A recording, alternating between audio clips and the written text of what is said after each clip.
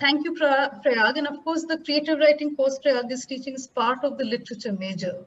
Yeah. And although there is only one course now, the hope is that there will be several other courses and perhaps we'll be able to develop it as a minor and we'll see how that goes.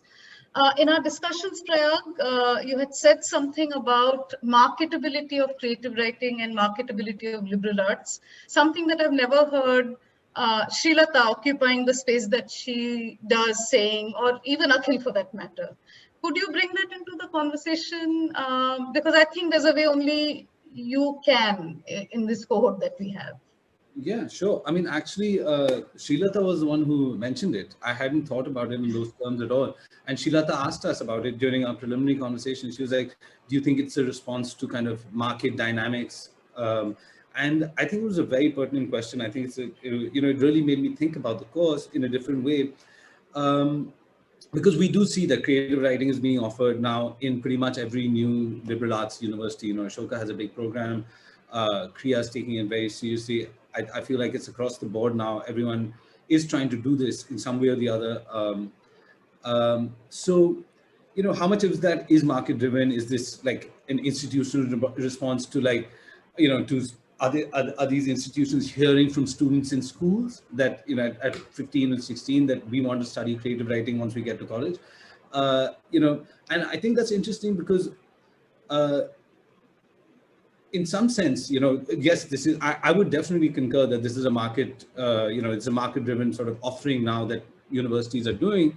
But in some senses, I don't think there's anything. I think that's a function of a liberal arts university. If you look at how, like say the economics departments or the political science departments in American universities expanded, in the late 20th century, everyone suddenly wanted to study economics and all this political science, and that really expanded. And your literature departments and your history departments or philosophy shrunk, and that was a response to market needs. Students came in paying $30,000 a year or whatever, and they wanted to be able to study the classes they want to. And I think it seems kind of a little alien to us in the Indian educational system, because you can't imagine something like like St. Stephen's, responding to what the students want. That seems like, or what the students ask for. That seems, because we have these institutions are kind of set up in certain ways that they're not listening to the students in that way. But I think that because liberal arts universities do cater to students and do charge fees, it's natural that they will kind of respond to this. And there was no doubt in my mind that there is a lot of student demand at the undergraduate level. I mean, there's a lot of, as people who teach at the creative writing workshops know, there's demand for creative writing teaching at every age and at every age group, at every level. But at the university level, when you're 18 and 19, it's, I was quite surprised, but because I know that at Kriya, there's a lot of students who are there to study, the technical sciences, a lot of there to study economics and political science. But I was quite impressed by how many students wanted to be in my creative writing class when the first time it was offered this in the fall. And, the class was oversubscribed. And I think there was a lot of conflict because students demanded to be in it with Akhila, and Akhila had to put a foot down with the students, So I think it is something that of course, it's a response to what students are saying, but I think that it's, it's natural in an institution that, like a liberal arts institution. But I think it does, maybe because I'm outside, the academic world. I'm come from outside the academic. I'm not like a trained academic. I think maybe it doesn't matter that much to me. I don't really think of it as a pejorative that it's a product of the market or anything like that. But I am quite interested in how it affected student behavior. Sure. In fact, this dimension of the marketability, I mean, really where I was coming at it also is from this other type of expectation, both of students and faculty, and what happens with the degree and what happens with the course, all of that. And that's a dimension in this conversation that we want to add. But having sort of established, the very different contours of academic spaces, maybe it would be fun now to think about, well, okay, so once we get into the classroom, given whatever our experiences, whatever the context is, once we are in the classroom, no matter where the classroom is, there's a certain experience of the class then, right?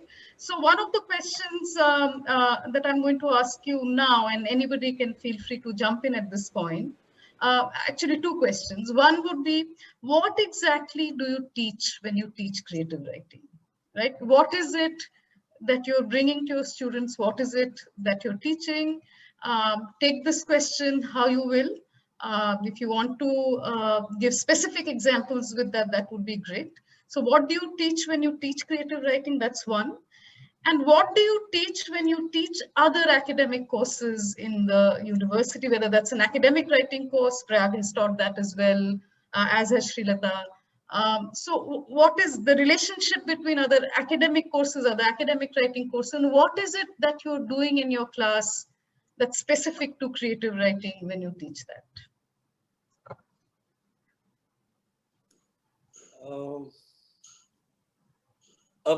I mean, maybe the latter part of your question, Ananya. Maybe I have a few things to say about it, and really thinking about what happens in a creative writing classroom and asking, is it at all very different from what happens in other kinds of classrooms in which are analytical or which are theoretical, which engage with analytical the mode. And I'm thinking whether we can serviceably distinguish the work of these two kinds of classrooms. And I know that I've struggled with this question a fair amount, and my colleagues as well have attempted to think about it very carefully. And I'm just thinking about whether what we are thinking of as a critical component or a creative component could be more fruitfully and productively thought of as modes. Like there's a critical mode and there's a creative mode which we can inhabit together. And in fact, during our preliminary discussion with Ananya, one of the things that one of the ideas that she was working with was this poiesis, right? So the act of creative making, which actually combines and makes demands of you, of you inhabiting both these modes, the critical mode and the creative mode. So when you're asking, what do you teach when you actually teach creative writing? Let me give you an example of one kind of exercise, one kind of course design element which brings together both these modes, right? So I teach a course called Crafting Poems, which is an introductory course of poetry writing, right? And in the first 7 weeks, what it looks like, the weeks seem to be distributed around themes and around techniques. So, and they're sort of they're interwoven. So the three themes are, because this is an introduction to poetry writing, these are writers who often come to poetry. This is the first stage. The themes are large on love poetry, city poetry, and poetry which makes political intervention a credible kind, and techniques of image metaphor, technique of line break, and technique of sound and rhythm and prosody.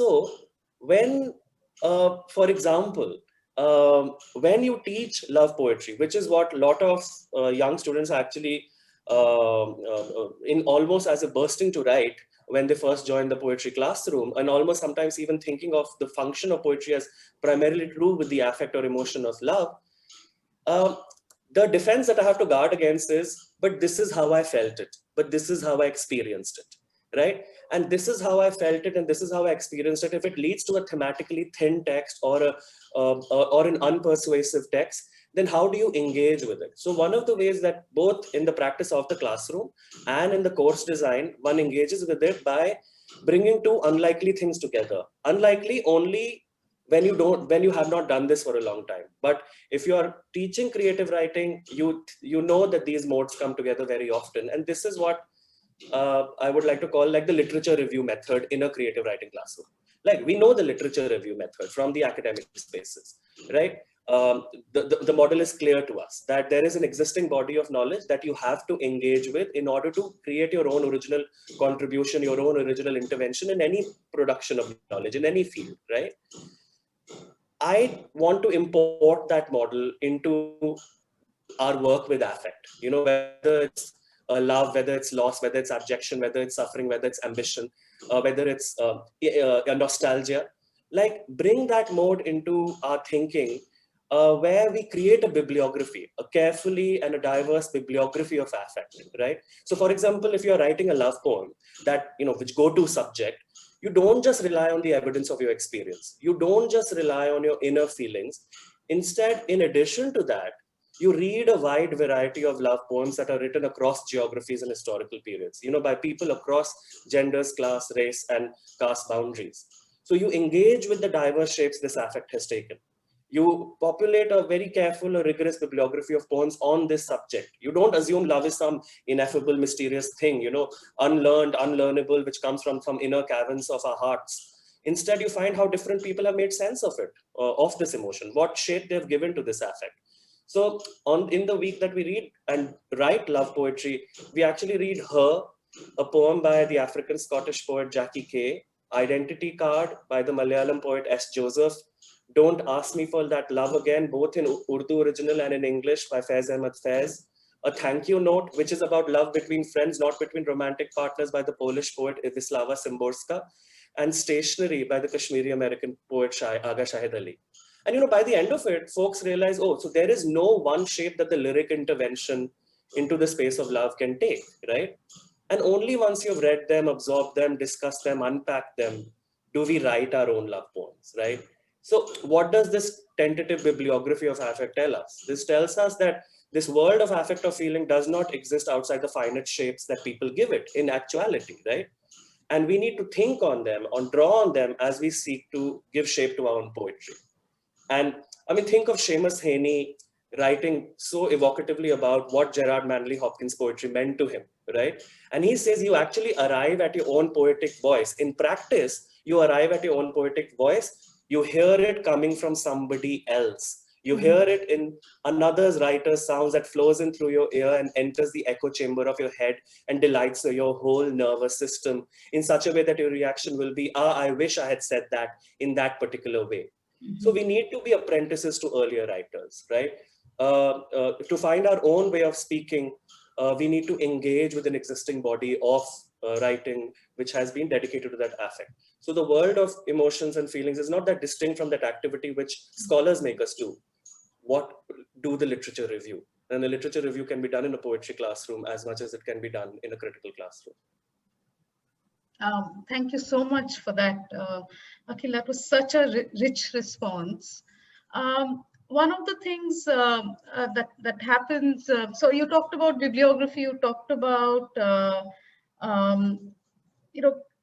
taking some practices from any other course, really. So literature review, typically we talk to research scholars about their PhDs and we have a session on the literature review. So to have you talk about that in this context, and I remember you had used this phrase in our earlier discussion, you had said the bibliography of emotion or the bibliography of an affect, right?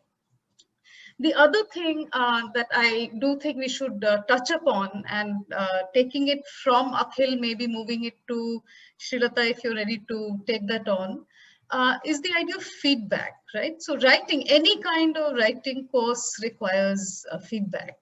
And certainly creative writing courses require feedback as well.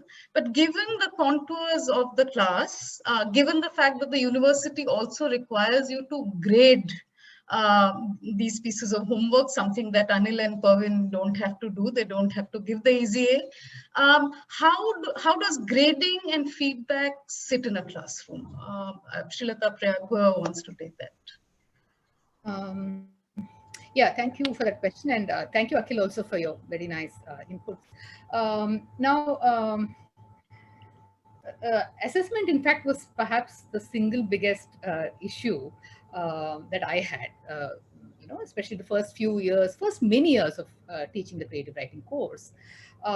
Because, well, I think one thing fundamental to the IIT system, as all of you perhaps know, is that it is set up in a very competitive way, right? And there's the JEE and all the exams leading to an admission into the IITs are competitive, and students get in and they bring with them that model of, okay, there's relative grading and there's one-upmanship and all of that. Not all of them are like that, but there is certainly that, energy they bring into classrooms. So for me, even before I think I can, think of things like building a bibliography or setting writing exercises, this is the first thing that I face in a classroom situation, right?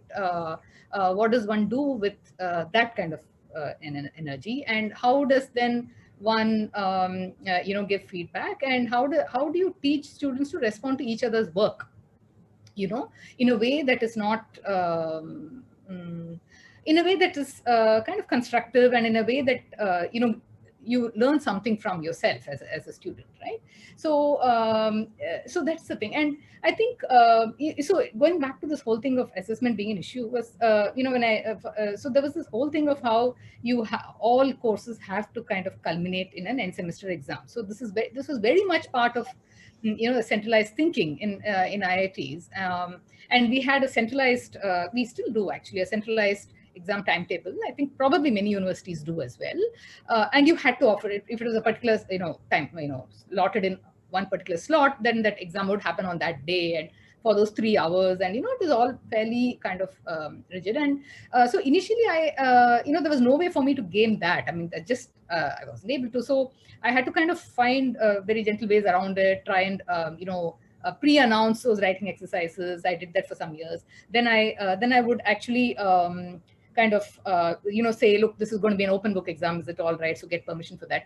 And until some years down the line, some years of teaching the course, this senior prof who was the chairperson of the class committee of my department at the time suggested to me, he said, look, perhaps instead of doing this year after year, why don't you just get a special approval from the dean, so you can kind of do away with the end semester for your course. So then I had to write up this entire, there's this whole story of that. And I wrote up this letter and I got permission, but actually kind of every year I had to do this and produce the letter again, and every class committee chair would change every time.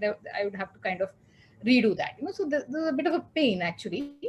But I think what happened subsequent to the introduction of the MA program, and over the years, there have been different courses demand different kinds of evaluations, right? And so I think there was enough faculty strength by then.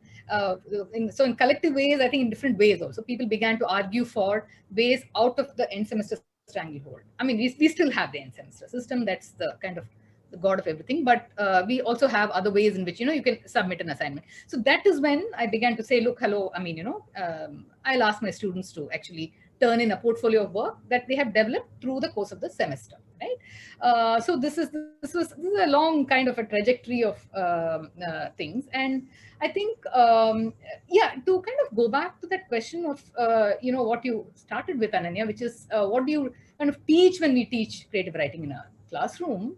To me, I think what matters, I think it's important for me to create a sort of space for students, and also therefore for myself, a space in which you can kind of actually sit with yourself, with your thoughts, in a way that you can process that, and also learn to the importance of reading closely. So we do, I mean, my course has a lot of reading, so it's all our writing exercises are sort of tied to reading modules and so on, but I cannot overpack that, because I also have students from very many different disciplines and so on, and there is just one course, as I said, so that's another challenge, right? But I think sometimes in good terms, what happens is students also kind of learn to engage with, read each other's work, and learn to give feedback to each other in kind of constructive ways. A lot of students fall through the cracks because we have very large numbers. Even in the writing course, sometimes I've had like 50 students and so on. So then, I open up feedback. I have class, office hours and so on. And students who come in, who kind of who are determined enough to get feedback, get that feedback. The others actually may end up not, really thing. But my whole thing is that if, students can be kind of somehow rescued for a brief space of time outside of that very competitive, very harsh systems that we all have, I feel some of my work as a writing teacher is also kind of done. And also, if a student is able to take away from the course, two things. One is really the ability to read a text, right? And not in terms of the number of texts that they read, but how you read a text, right? And two, if you can take away from the course the ability to narrativize experience, to narrativize things, because I think that's a skill that transfers across to all areas of your life, if not to other disciplines or other courses that you might be teaching, I mean, that you may be a student of. So I think, yeah, so I don't know if that answers part. No, that does answer the question. Thank you so much. And I was wondering, Prayag, very quickly, if you could come in on the peer review process that actually students are learning in the academic writing course in the very first term, right? So we do that, they get introduced to peer review. So this is different from what Srilata is facing with her students who don't come in with that experience. So your students, before you got to them with creative writing, had already taken academic writing and had done peer reviews. You've taught that course yourself. Could you talk a little bit briefly about how feedback went in your class, given the sense that there is a culture of peer review that we're building at SIS? Yeah. I think that really is the crucial difference between Srilata's experience and mine, because with Srilata, I could see, because I mean, the competitive environment and all of that, because our students had kind of been blooded in the art of peer review, you know, they'd already done this, they'd already worked with each other and looked and given significant help to each other in the WOC course. The WOC course is the academic writing course that all the first year students at CREA have to take, and which Ananya had designed or designs every year. And when I was teaching that, I remember it was a new experience for me as well. And I remember how much the students benefited from this kind of thinking about each other's work, learning to give positive feedback, not only critical feedback, but trying to find the strengths, trying to identify, in creative work, trying to identify beautiful moments, trying to seek out not just what is wrong, but also what is right. If you can do that, it helps you in your own work. It helps you train your own eye and your own sense. And what I found was in my own course was over the 12 weeks was, I think it was 8 weeks was devoted to 3 or 4 modules, but the classic like place and character and style and things like that.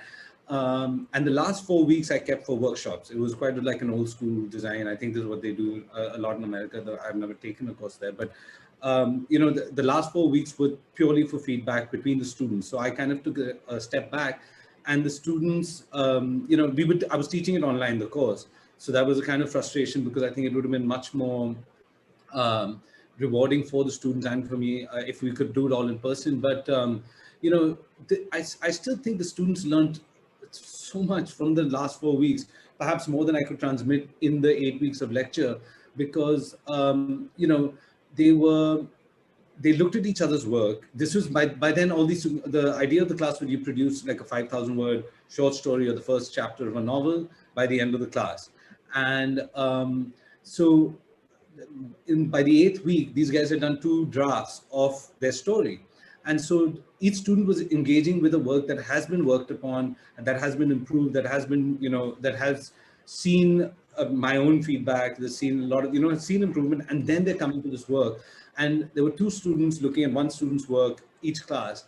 And I thought it worked really well, because the students, I get my student feedback, and they did say that this was one of the most successful parts of the class. But I think that why it worked for me, and I think for the students, was that because they'd been taught to look at each other's work in a positive light, and not only in this, harshly critical way, which I think, in a very competitive environment, it might not work like that. So, if everyone is constantly trying to cut each other down. If you think about that WOC class, there were kind of some practices that were quite similar. There were some things that were quite similar that lent itself quite well. We worked a lot on how to read, and how to read critically and how to really engage with reading. And so when I was designing my course, there were readings linked to each of the kind of module topics that I wanted to get across.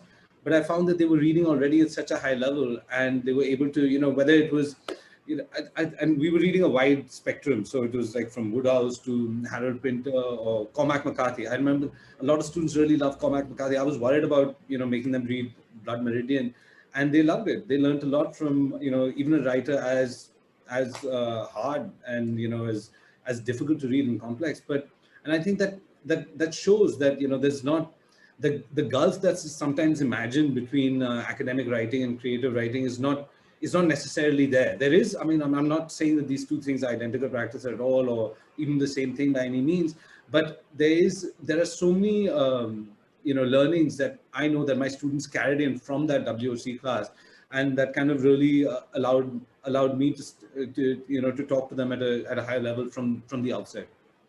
I think that moment, Prayag, when you said that, teaching creative writing, suddenly you realize that it's really not that different. Academic writing and creative writing, of course, that was music to my ears. This perceived binary that when you're doing academic writing or you're writing essays for journals, scholarly articles, and when you're writing a short story or a poem, it's different people, different parts of the brain. And that one is easier, the other is not. Students have that stereotype, universities, academic cultures have that stereotypes, people outside the university have that stereotype. But actually that's not the case in actual practice. Akhil, what you said about the critical practitioner also speaks to that. I actually have a bunch of other questions. As you know, we have a Google Drive document full of questions, and I want to ask all of them, but it's 6:20 now, I think. Yeah, 6:22, and we should open up questions from the audience. And I really would love to hear from Anil, Parvin, Gitanjali, other creative writing teachers who are participating today. So is that okay? I mean, I'm really cutting short on. We are not actually. It's 6:20 already, but there's so many questions we had talked about, but I'll let those be. There is one question already from Ankita Marva. Yeah. Do you want to read that question out, Akhil, and see whether you or somebody else wants to take it? I think Subramaniam's question is very directly for Srilata. Oh, okay, that's my spouse, but I don't think that's the reason why. See, Akhil didn't know that. He's just asking that question from another room just to bug me, I think. Prayag, have you got feedback from science math students on whether close reading has helped them in their reading of science, of math at a later point? Ankita's question, because I also bounce between journalistic writing and academic writing, and I mean, I could give a shot to that. But Srilata, do you want to go first and answer your husband's question? All right, I'm terrified. Okay, have I got feedback from science math students on whether close reading has helped them? They don't say, the thing about science and math students, as you know, is that they don't say much. They are like, so feedback from them happens after many years, and they don't necessarily say anything about whether that close reading has helped them. I've never had that particular feedback, but maybe I should ask this. Very specific. I mean, I can jump in there, Srilata. I mean, at SNU, both Akhil and I taught engineering students all the time, right? And after our classes, they pretty much dropped. So many of them just dropped engineering and moved to, the social sciences and humanities, right?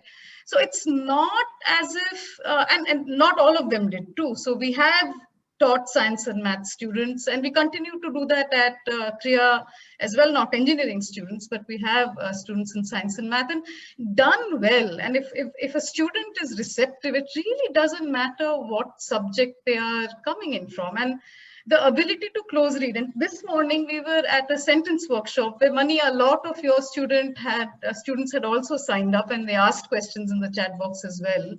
I mean, the fundamentals of how you put sentences together, the syntax of that and the logic of that, I don't know that math as a language necessarily uses something else.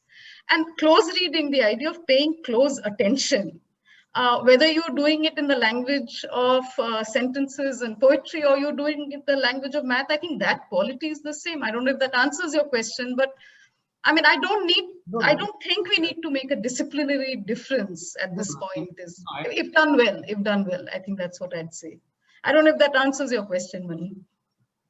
Well, it does, because I think it certainly helps to learn to close read. I mean, it is something that I learned fairly late in my life, and if students can learn it earlier, it's, I think, well and good. I think.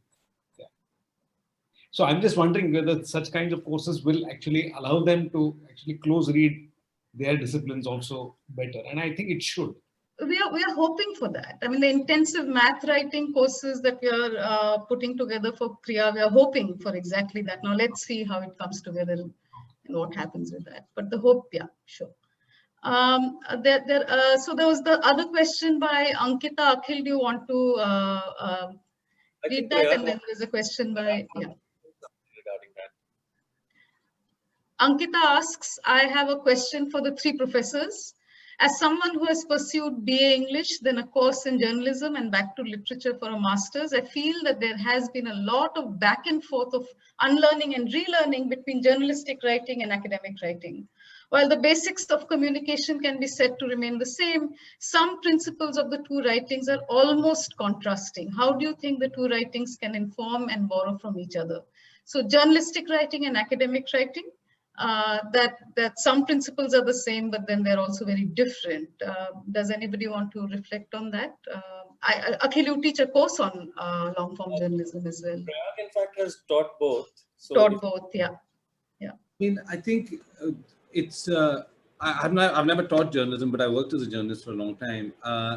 It's, you know, I think when you compare it to fiction, when you compare it to writing fiction, it is, you know, in some ways I had to kind of unlearn some of the things, as you said, you have to kind of unlearn. It's not unlearning because you still have that knowledge and you still have that experience and that those techniques almost of trying to get at a story and trying to understand the story.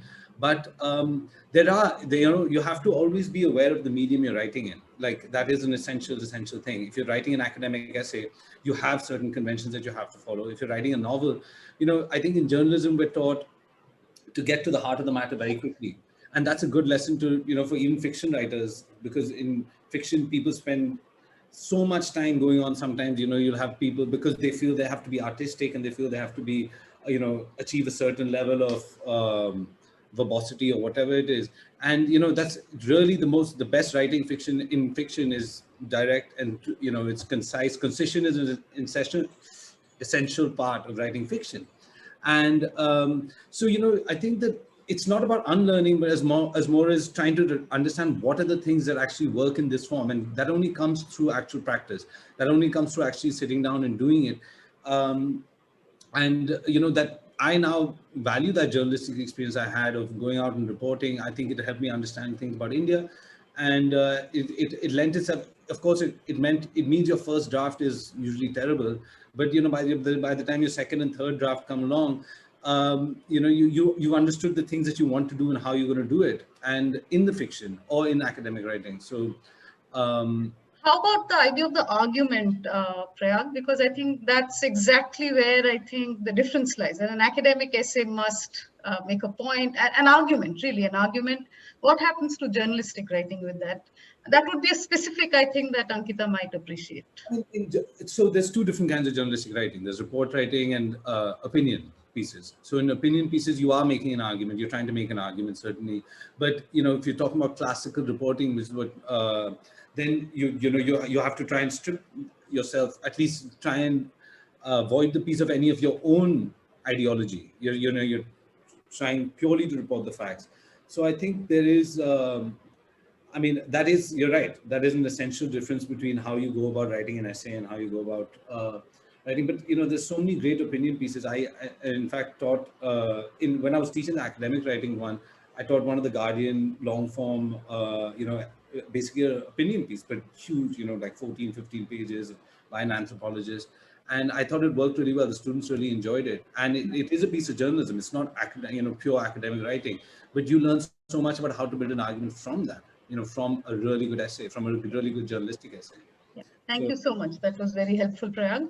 Saeed has a question.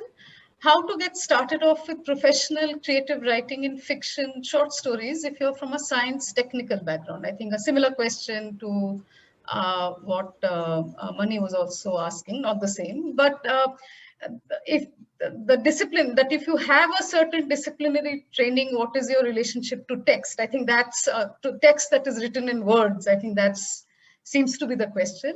So if my training is in science and it's technical and not in the arts, I do read books, I do read articles, but the question is, how do I start off? What should I do if my background is not in the humanities and social sciences? And Anil, of course, is a wonderful example of that. I would love for Anil to come in on this if you would like that. Would you be okay, Anil, coming in on that?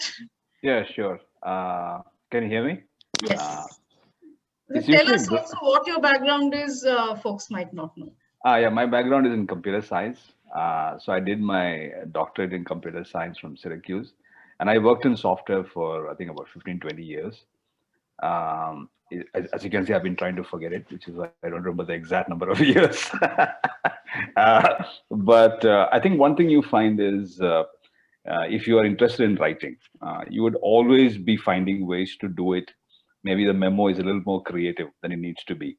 There's a way in which you keep trying to push your literary interests, which is why you kind of realize at a certain stage that you have to take it seriously. So in my case, the procedure was again just kind of blundering into writing. I didn't know much about magazines, and so my first story I remember I sent to New Yorker, because naturally they're waiting for it.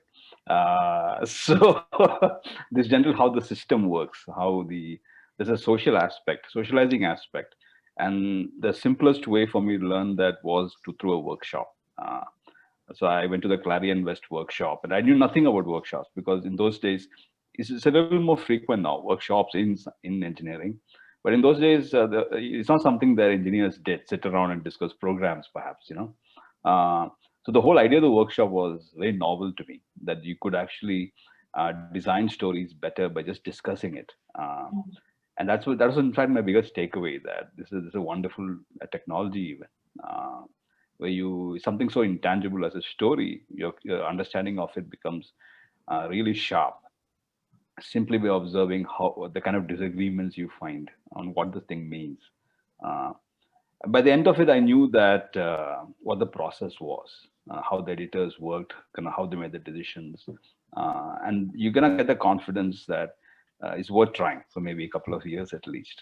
And then the usual happy accidents happen. And like Prayag said, you bring something from your own discipline into the new thing that you're bringing. So I have found the computer science training to be useful in the way, at least in just the way that you keep at it, because in a program you keep revising and it's not a big deal. It's understood that your first version is not the best version. There's no ego in having to revise a story. I never had that attachment to it that I see in some writers. And certain habits of working and so on. So you will find that whatever science background you have, it will help you in your creative writing efforts.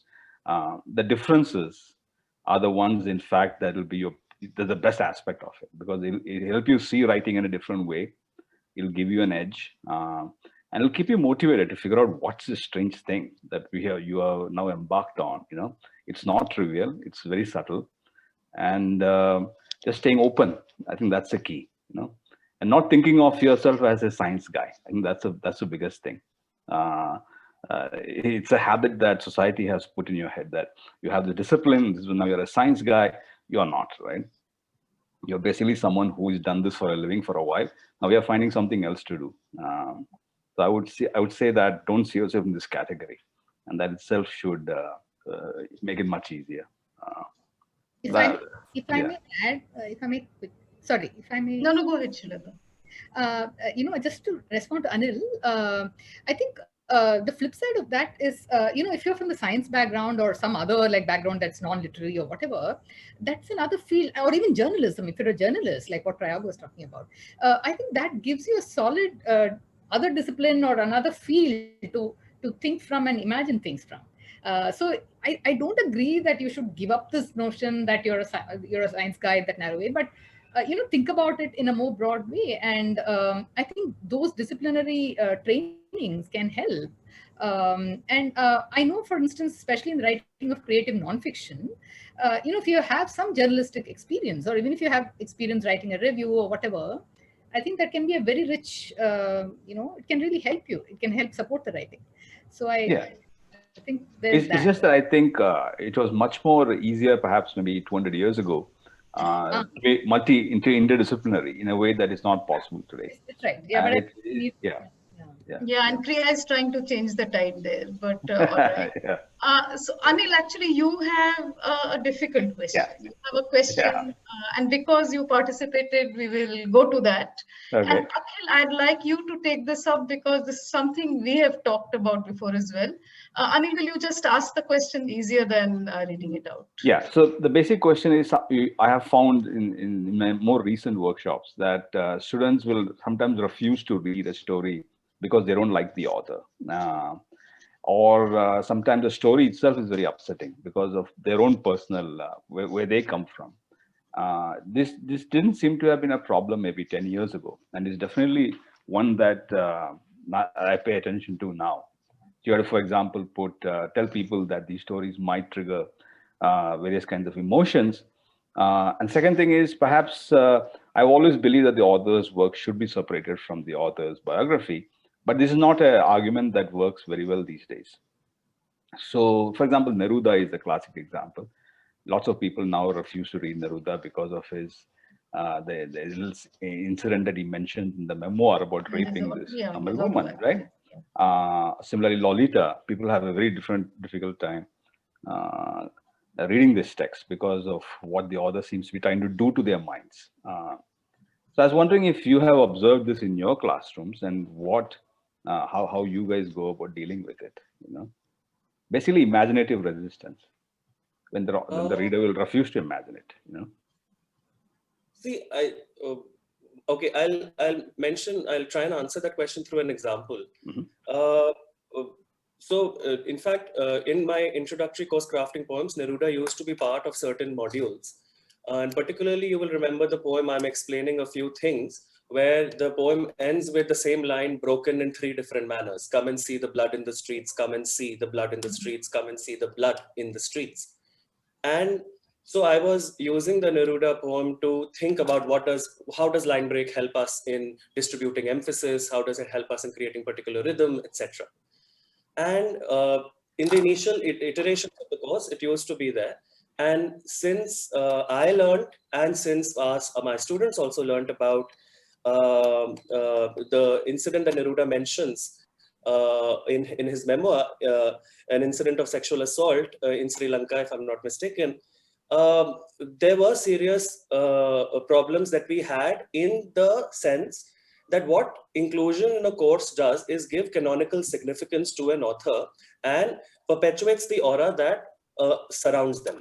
And if that aura that surrounds them usually accretes around old, white men, and in our context also happen to be upper caste or Hindu, then shouldn't we take seriously the discomfort that we have in encountering this person, even though it might be for line break, a technicality of poetry, nonetheless, perhaps even despite our discussion in the class where we might incorporate and acknowledge this aspect, that aura will nonetheless perpetuate. Will the state, Neruda as an unproblematic figure of the canon will perhaps sustain. And the question, and to be honest, it was a difficult moment to consider about then what does pedagogically is it enough to acknowledge this instance from Neruda's memoir in the classroom and then carry on teaching that technical point through that moment? I think the question that my students pushed me to think about at that point, and the question that I asked myself, can I teach the tool, or can I teach the device that I intended to do without this poet? And I thought that, well, if I'm teaching line break, then I can do it beautifully with, yes, I'm explaining a few things, but I can do it equally well with Aditi Rao's Ceiling Fan poem, or I could do equally well with Amy Nezukumatathil's poem, Dear Amy Nezukumatathil. I could do it with Bruce Snyder's Epitaph. I could do it with Tishani Doshi's Girls Are Coming Out of the Woods.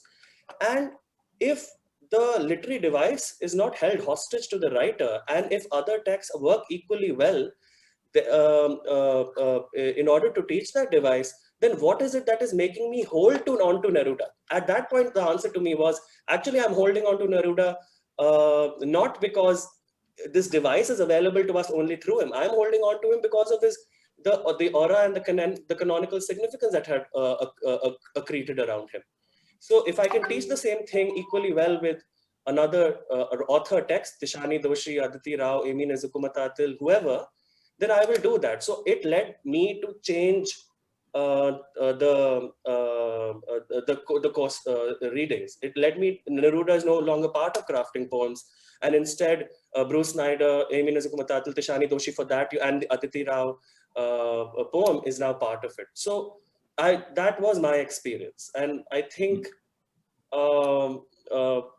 if the intention of one of the critical functions of the creative writing classroom is an exposition of particular kind of techniques, we are no longer just stunned by and awed by the poem that we read, but try to break down what happened, what did the writer do in order for this effect to take place, then several other poets who incidentally also happen to be women, happen to be South Asian, helped me do that, than a writer who among several life events also had an event in which, most from what I remember of that text, committed a sexual assault against a lower caste woman in Sri Lanka.